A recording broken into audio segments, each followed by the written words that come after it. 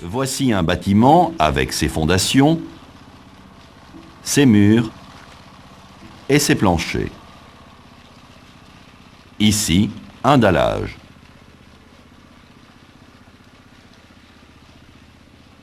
Un dallage n'est pas une fondation.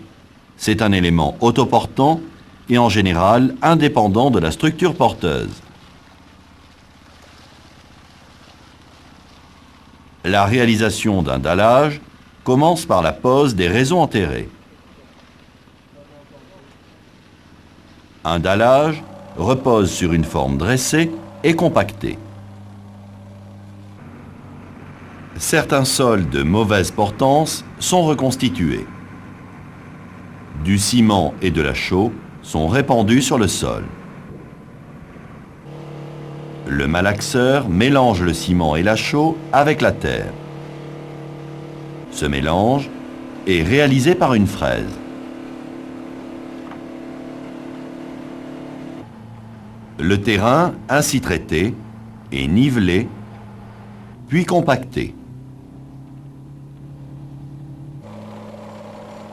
Une attention particulière est portée le long des murs et dans les angles.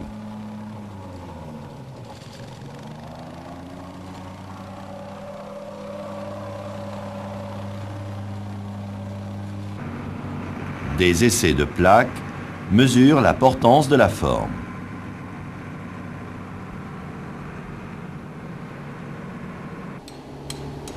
Le piquetage définit la forme du dallage. La surface du dallage peut être de niveau ou en pente.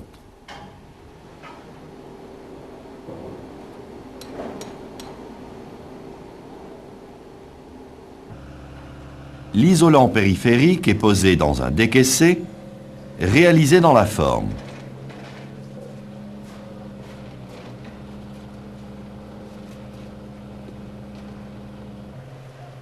Un film plastique évite les fuites de l'étance, garantit la propreté des aciers et limite les remontées d'humidité.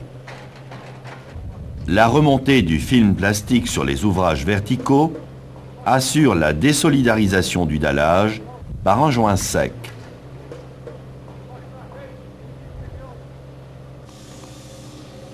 Ici, une bande de polystyrène permet la dilatation du dallage.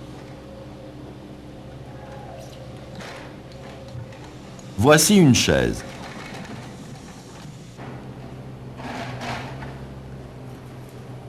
Les armatures sont posées dans la partie supérieure du dallage. Les chaises garantissent la bonne position des armatures.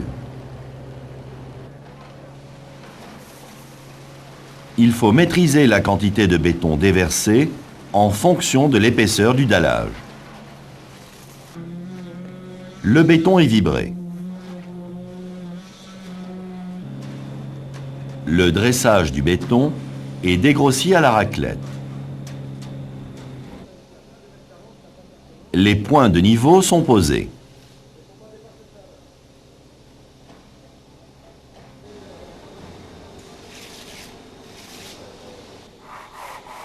La dalle est dressée. Dans le cas d'un talochage manuel, celui-ci est fait à l'avancement.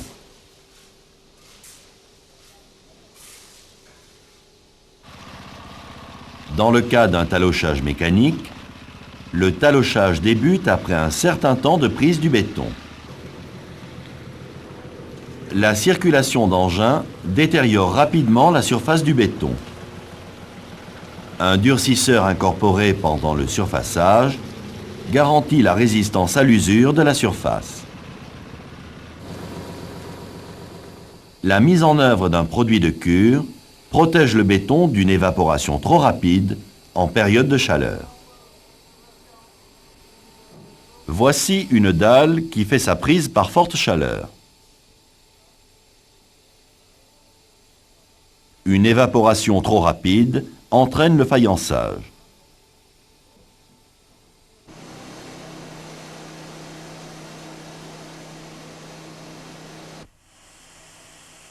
L'exécution d'un dallage nécessite la réalisation des joints de retrait.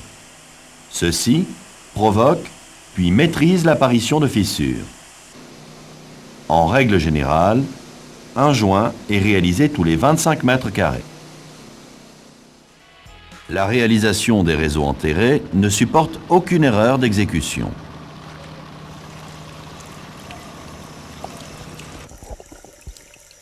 Voici un réseau d'évacuation. Toute intervention ultérieure entraîne des conséquences graves sur l'utilisation du bâtiment.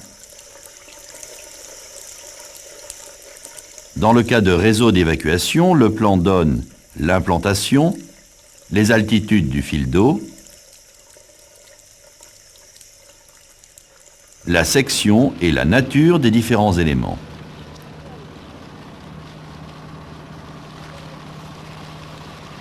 Le niveau de référence est matérialisé sur 2 piquets. Ils sont positionnés au départ et à l'arrivée de chaque tronçon.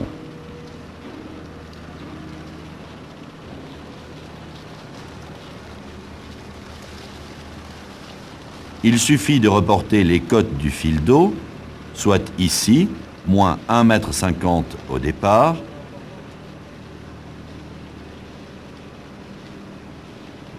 et moins 1,65 m à l'arrivée.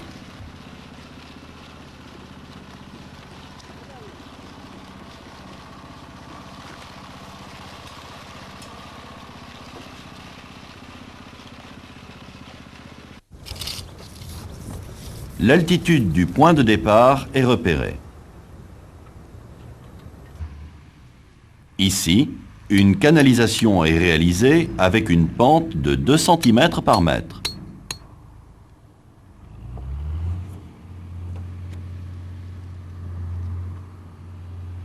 Le piquetage intermédiaire est réalisé avec une règle de 3 mètres.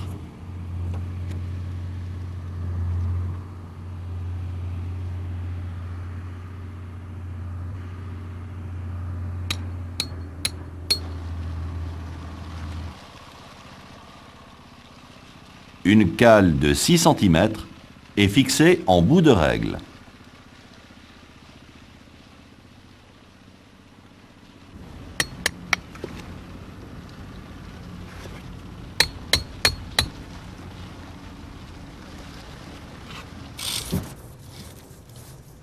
L'altitude du point d'arrivée est réglée. Les regards sont posés.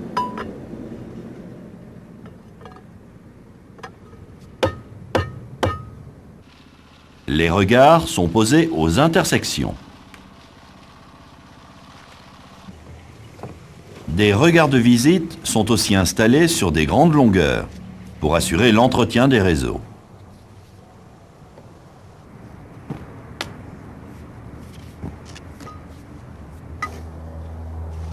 Un lit de sable est étalé. Le sable permet une bonne assise et évite les points durs. Ici, le lit de sable n'a pas été réalisé. Le fond de forme n'est pas plan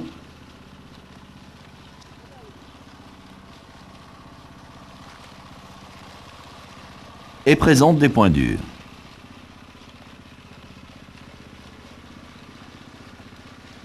Lors du remblai, la canalisation se déforme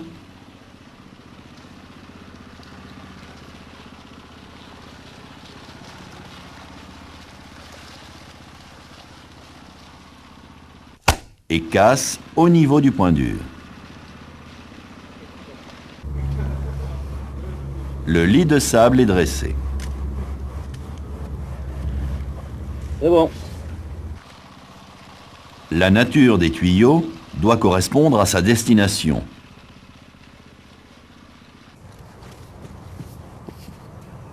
Le tuyau est posé sur son lit de sable.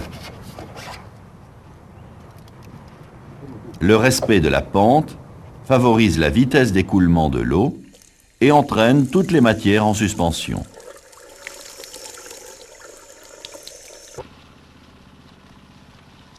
Ici, la régularité de la pente n'est pas respectée.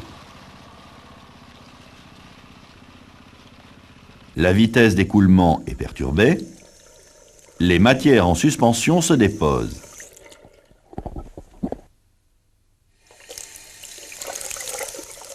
À la longue, un bouchon se forme.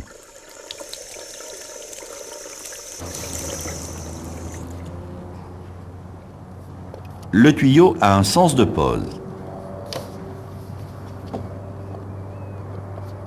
Voici un emboîtement de 2 tuyaux.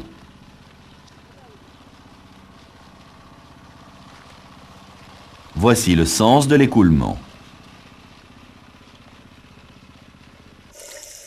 L'écoulement ne rencontre aucun obstacle. Les matières déposées sont évacuées par le flux suivant.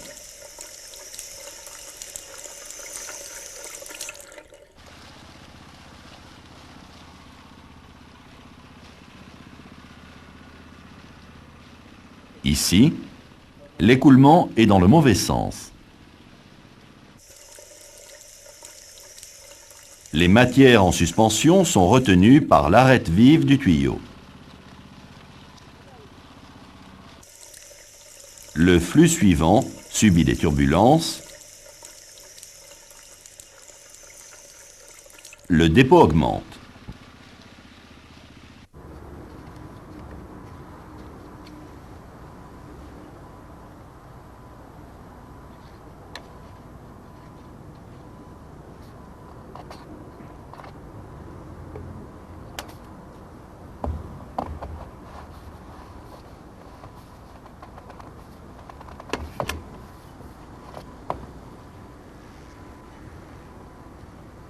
Ici, le tuyau n'est pas assez emboîté.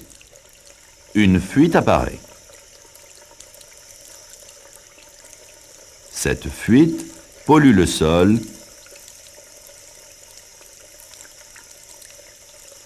et crée un affouillement. Le tuyau se déforme, la fuite augmente.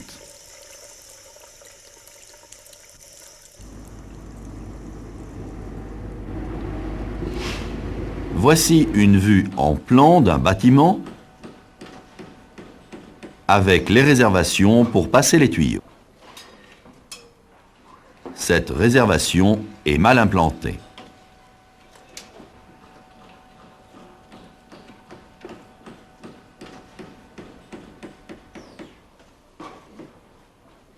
La pose des coudes ralentit l'écoulement de l'eau.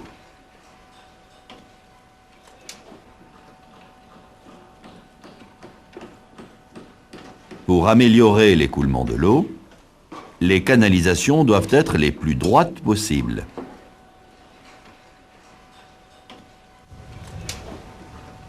La tente est obturée pour éviter les entrées de gravats.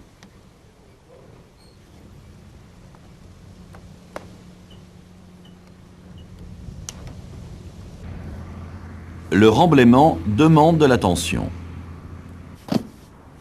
Le sable est réparti de chaque côté de la canalisation pour éviter le déplacement du tuyau.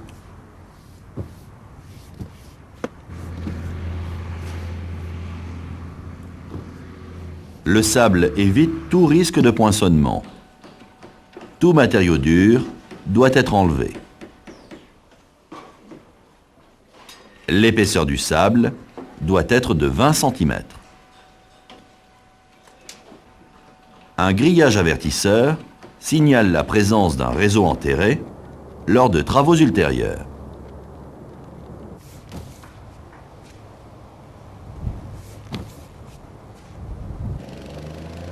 Le remblai est compacté.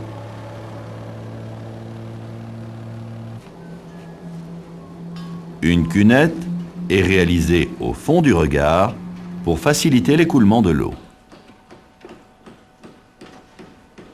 La position des attentes doit être précise.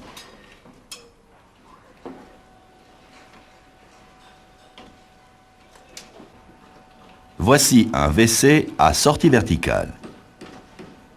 L'attente d'évacuation n'est pas à la bonne place. L'évacuation doit être déplacée.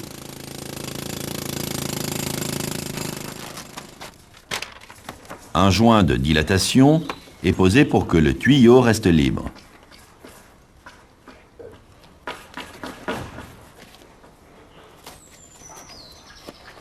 La structure du bâtiment peut travailler sans endommager le tuyau.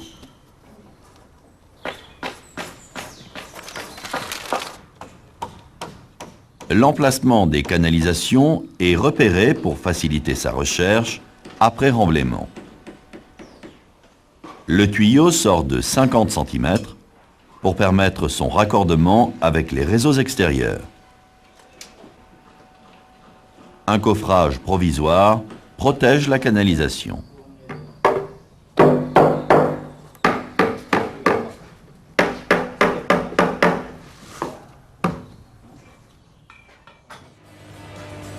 Le drain est utilisé pour récupérer les eaux de ruissellement dans un ouvrage enterré.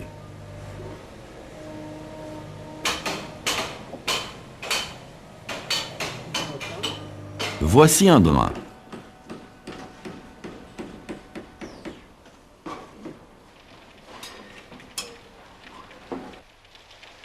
Par temps de pluie, l'eau s'infiltre dans la terre.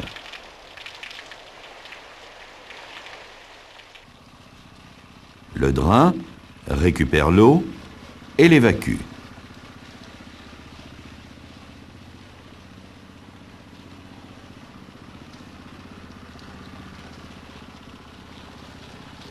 Le drain ceinture le bâtiment.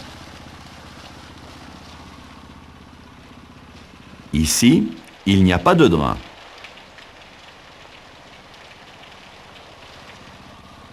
L'eau stagne le long du mur, puis migre dans le bâtiment.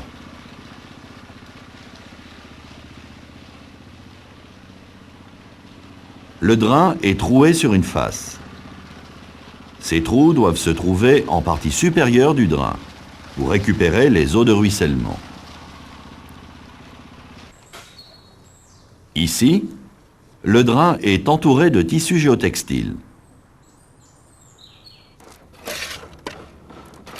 Le fond de forme est plan et nettoyé.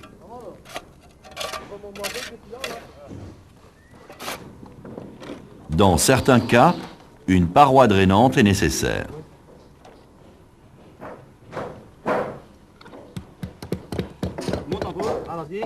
Le drain est posé. Le drain est raccordé à un regard collecteur. Les cailloux forment une couche de lit drainant.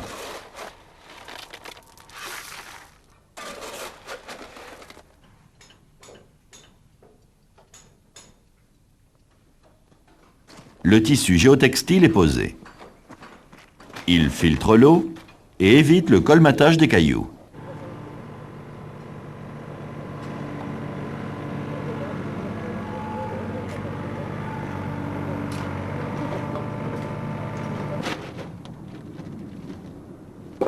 Avant le remblai, un nettoyage est effectué. Le plâtre, le bois, le polystyrène sont enlevés.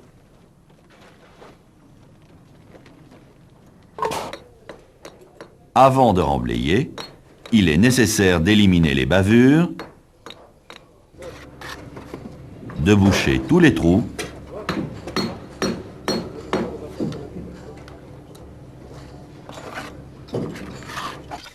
d'effectuer les ragréages. Le traitement de surface des parois enterrées est appliqué. Ce traitement protège la peau du béton et limite la pénétration des eaux de ruissellement. Toutes les parties verticales enterrées sont traitées. Les éventuels drains, peau drainante et étanchéité sont réalisés avant de remblayer.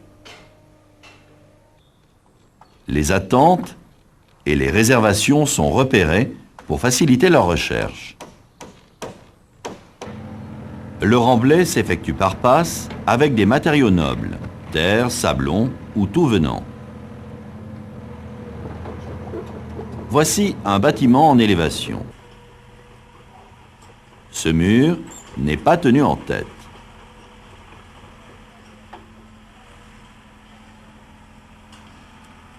Le remblai est mis en place. Le poids de la terre pousse le mur se renverse. Ici, le mur est tenu en tête par un butonnage.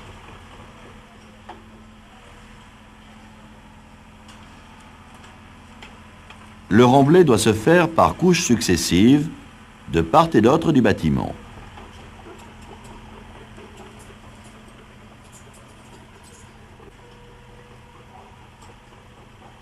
Ici, le remblai n'est pas équilibré de chaque côté du bâtiment.